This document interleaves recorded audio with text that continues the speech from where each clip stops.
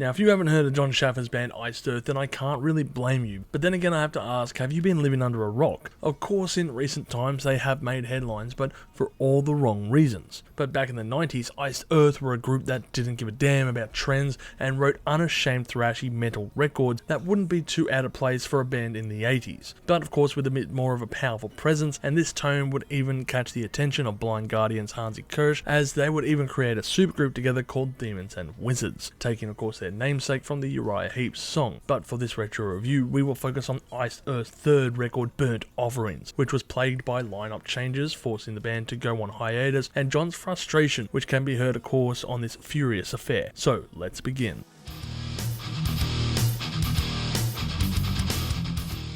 Iced Earth have a long history, as the group was formed by John Schaffer back in 1984, first under the name of course The Rose, before changing it to Purgatory, and finally settling on Iced Earth, along with original drummer Greg Seymour. And of course they put out two albums called Iced Earth and Night of the Storm Rider, released in 1990 and 1992 respectively. After this, the band went on a 2-year hiatus. During this time, the band undertook one of their many lineup changes they've endured over the years, and would return with current members Randall Shower on lead guitar duties, Dave Abell on bass, and new members Rodney Beasley on drums and Matt Barlow on vocals. The recording sessions themselves were fused with a sense of frustration and dissatisfaction that John felt within the music industry at this time, and can be heard on certain songs within this album. This is certainly true, as the metal genre during this time was suffering from an all-time low around about this era, as many purists have even stated that this decade was one of the worst in metal's history. Now, I would argue against this statement, but that's neither here nor there. But one thing is certain, and that is many fans of the bands agree that this is the heaviest and darkest record that Iced Earth has ever written. One thing that is evident and separates this record to of course their earlier works is the quality in production found on this album, which is a serious jump compared to their earlier works, and the musicianship is well on hand, is leaps and bounds better.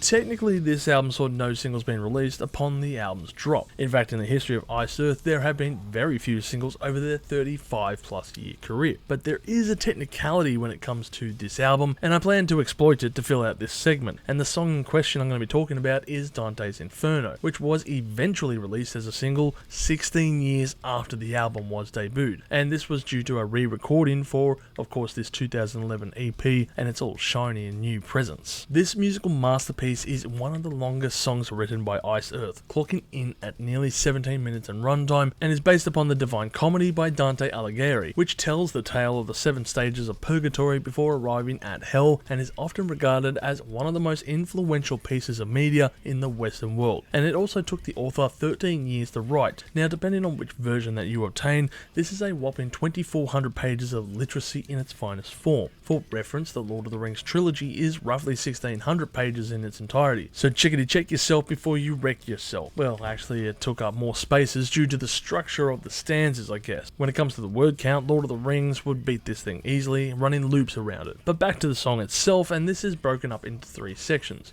The first discussing denial, lust and greed, as we set sail on the start of the 9 planes of hell and get whipped into a furious pace pretty much from the start, with blistering guitar solos, all the while of course receiving vivid imagery of the events that are unfolding to of course the protagonist. The chorus sections also include the band providing background vocals chanting the screams of Plutus, but delivered in a ritualistic kind of fashion, almost coming across as satanic sounding, adding a new level to the song. And even in the original content, it is unclear if these screams are one of joy, hate, sadness, repudiation, irony, disgust, or anything else. So their inclusion here, delivered in an almost monotheist chant and delivered in a deadpan delivery, is rather perfect.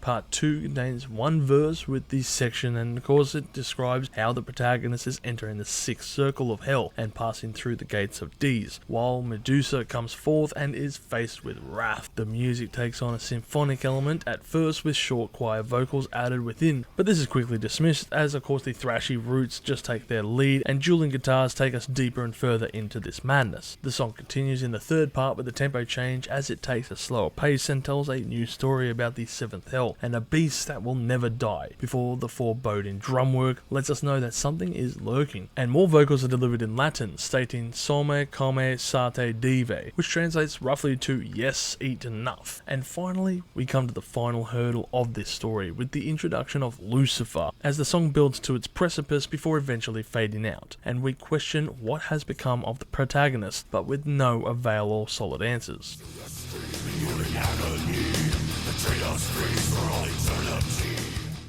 The track is truly a magnum opus of the record and is a highlight on this album.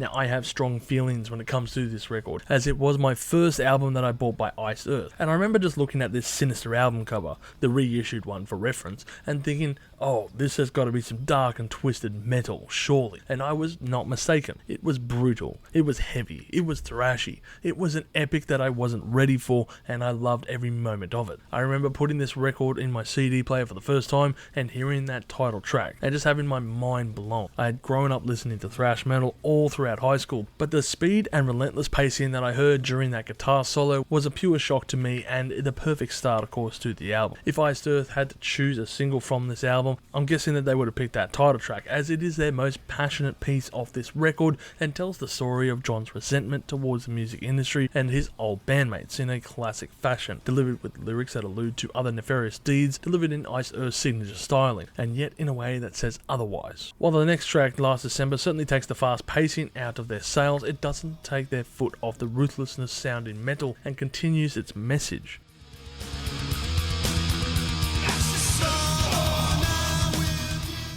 There are many other tracks on this record that could certainly be considered as deep cuts as well, such as the classic thrashy sounding tune Diary, which became a staple to perform by them, or the melodic and symphonic tune that is Burning Oasis, that showcases Matt Barlow's tremendous screams on here. And speaking of course of Matt Barlow, damn, did he just come in here and take the task of lead vocalist by the horns and make it his own. Matt's vocals on this record are phenomenal and would introduce an era to the brand that fans would enjoy for the next few outings that he was of course a part of. Now, while certain members would come and go during this time of the first Matt Barlow era of Iced Earth, it is legendary, and of course this record was his starting point. It must also be mentioned here that Schaffer wrote all the lyrics to this album except on Diary, and also the entire piece that is Dante's Inferno. This further solidifies how his abilities had increased compared to the earlier works, as it is leaps and bounds compared to as such. I also want to touch on the original album artwork, which was taken from the painting of Lucifer based on the Divine Comedy by Gustave Doré, and is interesting for its predominantly red cover, with the exception of course to the two humans as a white silhouette,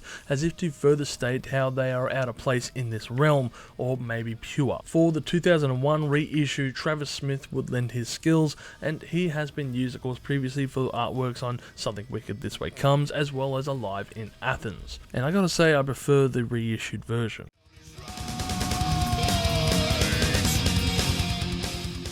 Now, not many outlets would actually cover this album upon its release, as Iced Earth were a small band for the time, and as such, only 2 reviews can be found on the Wikipedia page, with AllMusic giving an album score of 4 out of 5, and Metal Storm giving the album perfect score of 10 out of 10. Over at Rachel Music, the album sits at a score of 3.67 out of 5 from over 2,000 reviews, and is the highest ranking album out of all of Iced Earth's records, narrowly beating out Something Wicked This Way Comes. As for me, I'm going to give this album a score of 14 million chilies on the spicy scale, with my favourite tracks being Burnt Offerings, Diary, Burning Oasis, and Dante's Inferno.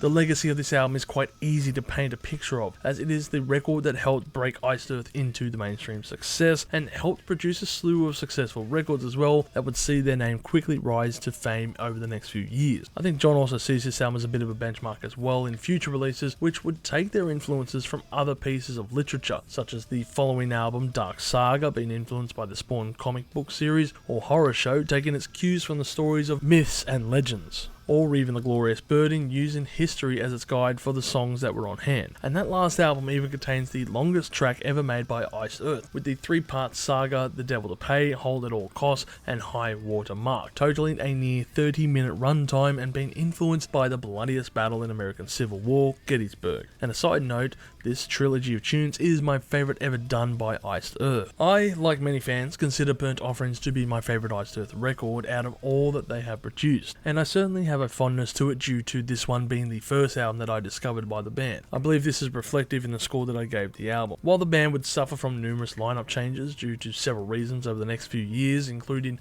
frontman as well, I believe Jon Schaffer has kept his vision true for the band for its duration, and I will be very interested to see what comes out of the band camp in the future, as Jon recently stated in a comment after his transgressions in the Capitol Hill riots that he is eager for new music, and who knows what he has been writing during his downtime. Here's to the future of Iced Earth, but for now let's celebrate the past by blasting this album as loud as possible for its 30th anniversary. If you've enjoyed this content, make sure to smash that like button, subscribe to us, and stay notified for future music related content, because it keeps our manager happy at the end of the day. We are also on Discord, Instagram, Facebook, and all those other social platforms if you want to check us out. As always, people, you have a great day and stay spicy.